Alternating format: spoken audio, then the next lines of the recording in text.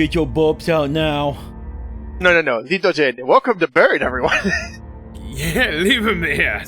More bubs. And actually, you know what? Hang on, let me get one in the chamber.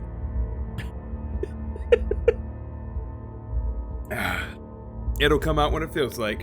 All right. Which means mid-sentence right now. somewhere. Yep. He was a sneaky. Alrighty. Yeah. Buried. It's go time. Go time. And begin. Who's starting? Why don't you start since you okay. didn't get you missed the last couple whatevers. Okie dokie. Actually, before you start, just clarify, we're playing Buried. Yes. If anybody didn't see any of these videos before, what we are doing is we are taking turns reading each page and making a decision to see where the story goes. Yes, and right now it is Jared's turn. Yes. Jared has returned. We follow Marcus into what I can only describe as a control room of sorts. There are countless computer screens, some of which are obviously coming back on from having been shut off. Everything looks extremely complicated, from screens filled with code and data to what is obviously a security system. It reminds me of a miniaturized version of the operations center in just about every space travel movie I've ever seen. Marcus is running from one screen to another, apparently looking for some pertinent bit of information. "Where's the first aid kit?" I snap at him. Marcus stops in his tracks, as if he has forgotten the whole reason for bringing us down here. "Oh yeah," he says, rushing to the left side of the room. There, he hunkers down by an open panel in the wall, what I assume is the emergency vault from where he got the rifle. Look at the computer monitors, peer into... I'm gonna say peer into the vault, because I don't know what anything on the screens is. I can at least glean what might be in the vault. Yes. The screen might go weird. I gotta check something here real quick. And... Okay, perfect. Alright. Peer into the vault. Find the gun. I'll go next. I peer over Marcus' shoulder into the vault he's opened. It's much larger than it looks from the outside. It's partially filled with file folders marked classified. A few rounds of ammo for the rifle, a peculiar plastic kit filled with syringes, and a locked black box. As Marcus digs around, one of the folders slips open. For the split second it's open, I see a scanned document and a colored photo. The photo shows a male corpse with its guts on the outside of its body, as if it has been turned inside out. Brutal. Oh. There's also massive swelling on his head, almost like his skull is about to explode. Marcus slaps the folder closed, and then I turn my attention to one of the syringes. It's filled with a violet-colored fluid that, while rather pretty in color, looks deadly. Marcus finally pulls out a first aid kit and turns around. When I look back to motion Dennis over, he's paler than ever. "Come on," I tell him. He's not moving, but he's not moving from the place on the floor where he sits against the wall. I slide the first aid kit over to him and go scrambling to his side. Between the struggle for the rifle upstairs and arriving in this room, he's faded fast. I struggle to lift his shirt up and then over his shoulders as the dried blood holds it in place. Ugh. The mere act causes him to grimace. Ew. "This might hurt a little," I tell Dennis. He only nods. He doesn't seem to care. Pull up. Oh. You know what? Rip the Band-Aid. Yeah, I mean... That would fucking suck either way. D'Antre. Figuring that the old rip off the Band-Aid metaphor applies see, I here. told you. Yeah, he told us. I tear the shirt off of him quick. Plus, I don't feel like we exactly have a lot of time. Dennis lets out a scream of pain and fury. "What the hell, man?" "Sorry," I say, casting the bloody shirt aside for a moment. Wincing in pain, he leans back against the wall and takes a series of deep breaths. His wound is more visible now, although it's partially hidden by the blood that has started to clot around it. My medical knowledge is slim, basically just a bunch of basics I learned in Boy Scouts. I look over to Marcus, hopefully, and ask, "Do you have any training?" "Zero," he says. "Sorry." It's just as well, I guess. He's far too concerned with what's happening on the monitors to be of much help anyway. I start by taking out the several rolls of gauze within the kit, wipe as much blood as I can away from the wound on the side. It's even worse than I had figured from the start. The gash is deep and dark. Pretty sure it's infected too. He's going to need stitches, that's for sure, but I have no idea how to even start that. Besides, I don't see the tools for it in the kit. When I splash rubbing alcohol over the wound, he responds with a hoarse yelp of surprise, but nothing more. His eyes are locked on me and he looks appreciative, but he's also scared. Be honest, Dennis says hopefully. How bad does it look? Think I'll live?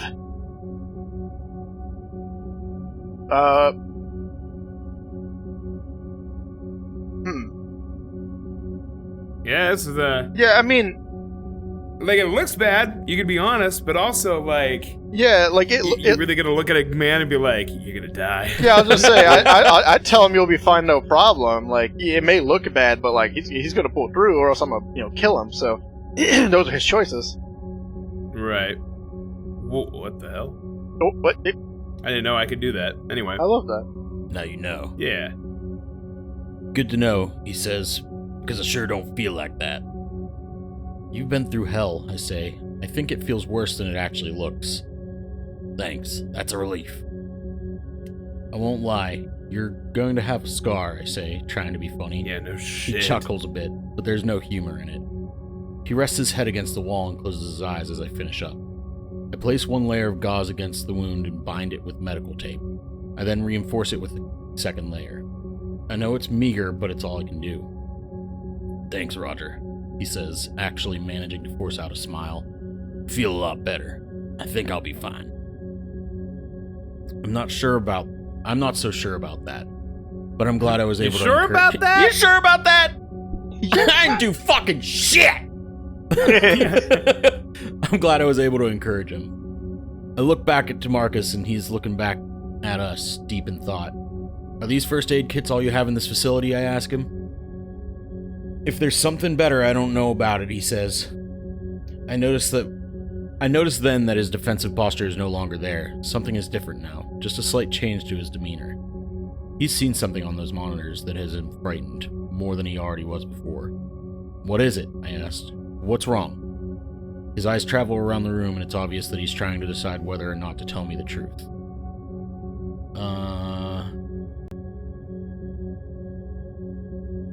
I look at the monitors.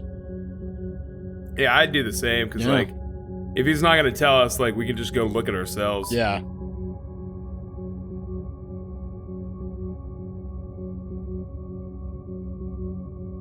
Rather than wait for him, I get up and scan the screens behind him, seeing if I can find any clues I had missed moments ago. After a few moments, I see a few things that even I can comprehend hidden in the complex information on most of the screens. On one screen, I see what looks like a power meter that is slowly climbing upwards. A single message is flashing beneath it. It reads, "Unexpected power failure, foreign entity." Oh. Another message trickling along the bottom of the black screen says, "Safety locks on level 3, containment doors engaged. Override."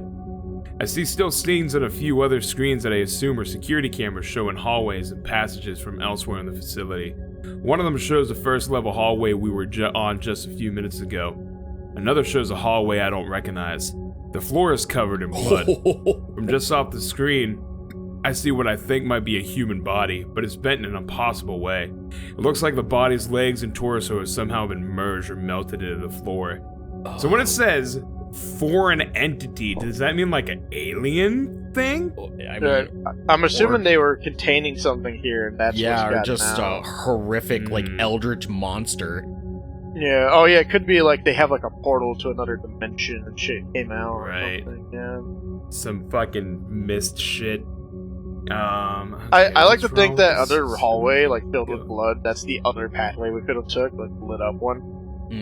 Oh, how crazy would that be? And then we just like walk through blood. Yeah.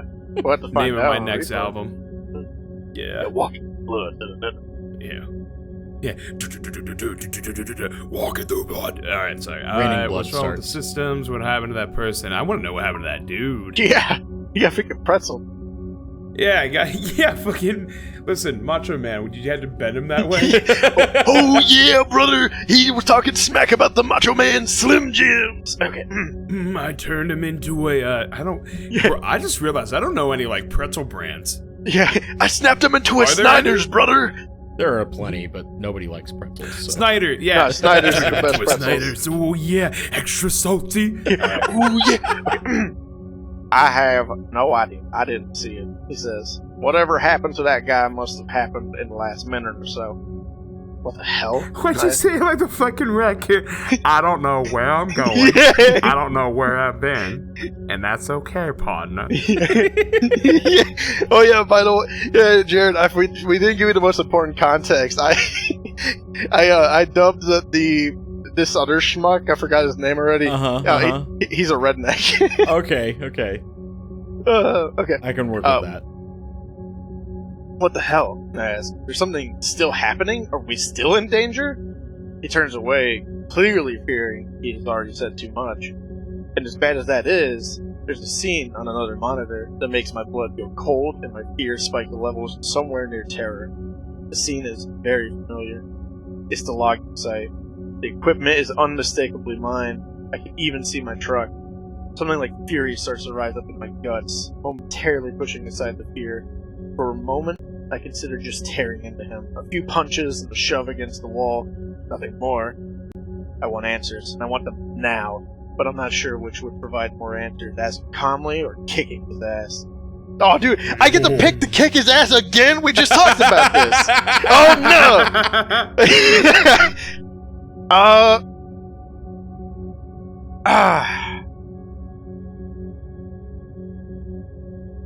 Choose wisely. With great power comes great responsibility. Yeah. I know what I want to do because it'd be funny, but thinking about it, we've already beat his ass once. We've taken the gun, and this guy's cocky, but I think he knows the situation he's in. Let's question him calmly because we can probably get more out of him. Like if we beat him again, he might just kind of shut down. Yeah, that's fair. That's super fair. Could you please explain to me why you've been spying on my crew?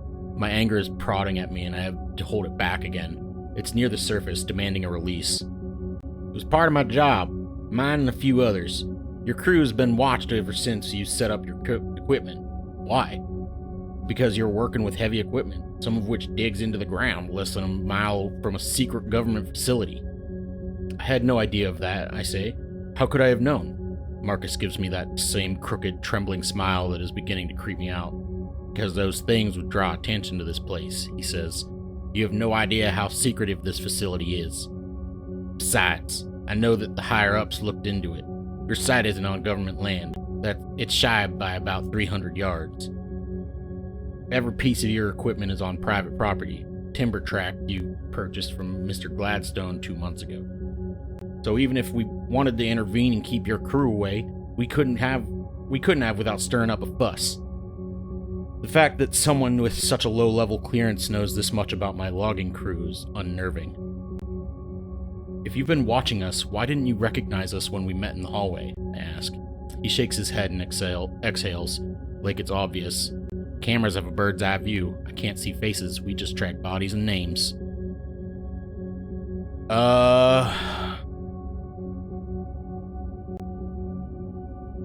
I like the way they put these questions. So where the hell is my crew? Or ask calmly. I'm assuming asking this question, but in a calm manner. Yeah. Yeah, right. Yeah. The difference is, where the hell is my crew? Or, where the hell is my crew? Yeah.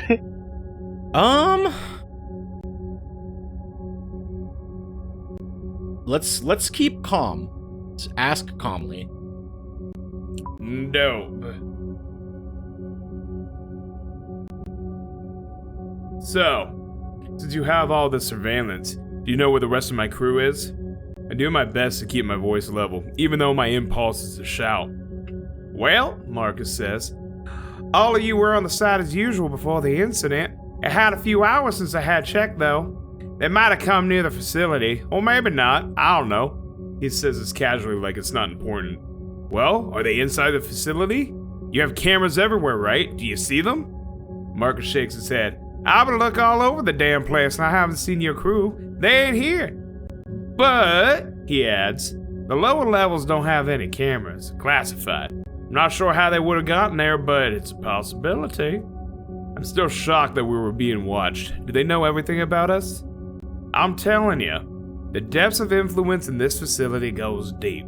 There are 36 employees down here. Outside of those employees, only 5 other people know this place exists.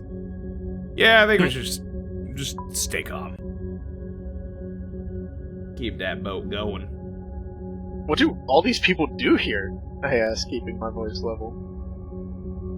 He doesn't even pause to consider if he should go any further. He actually laughs when he gives me the answer. I honestly don't know everything. Probably very little. But what I do know is that it is more than Black Ops. What does that mean? I ask. There are scientists here who have been disowned by their own governments because of the nature of their work. You get it now? No, actually I don't. Not at all. But I don't want him to know about that. Fuck no! Yeah, shit. What the hell? God damn it, Jethro! Can you fucking be more specific? Jebediah, you said there are 36 employees. Where are they now? He shakes his head. As far as I know, everyone else is gone. Gone where? Points to the screen, still informs us of the unexpected power failure, and cringes. If this power failure cringe. If this power failure was not corrected in time, no telling. But they're here in the facility But they're here in the facility somewhere, right? Help! Help! Take me back up. Okay. But they're here in the facility somewhere, right? I ask, hoping someone will be able to help Dennis better than I can. I just don't know. They could be anywhere. Look, I say, furious with the way he's talking in riddles. I don't. Ah, God! Dennis says. I look over to him and he looks as pale as a ghost. He stood up and his eyes are locked on the monitor closest to him. What? I ask. He simply points to the monitor and then looks away. I look to the monitor and see the logging site. But more specifically, I see the overturned dozer and the leg sticking out from under it, wearing work boots, right where I left him. Tony. The fact of his death seems to abstract almost like it happened in some other world or a very long time ago. I know that you already told me he was gone, Dennis whispers. But it's different actually seeing him. My God. Suddenly something blazes by the open door outside. The shape is fast and in shadow, but I'm pretty sure it's a person. Someone else is here, Mark says, wheeling around. He sounds very happy to discover this, so I try to follow his lead. If something bad happened at this facility, surely the sight of another survivor is a good thing, right? We should check it out, he says. I realize this isn't the best moment to leave Dennis after revisiting Tony's death all over again. Someone just ran by the door, I tell him. Hopefully it's someone who can help us. Okay, so I this must be towards Dennis of either me saying we'll be back or you going to be okay. Mm-hmm. Oh, yeah. We're bringing Brother Man with us. Like, we can't be leaving him here. Yeah, he's fading, but that's the problem, is, like, he's fading, and if he doesn't, like, if he does start to conk out, he needs someone to keep him going. Like, even if he slows us down, we need him with us. Right. So, no, not that one! Oh, wait, you're supposed to say word! Fuck! Wait, can I... What? Can I... Oh, shit. Shit. Oh. I read it so wrong. I don't know why. My brain stopped. Well, is it? How do we rewind? He's gonna die. We don't. Too late. Unless, I mean, we could try. It is about time for next time on SuperCo-opBros if we want to, like, try to reset it. Oh yeah, we could just do like a reset. Yeah, I can just escape from the game and we'll reload in and see if that works. All right. So next time on All right, SuperCo-opBros, we'll get back to here and move on. Yeah, next time. That's it. It's over.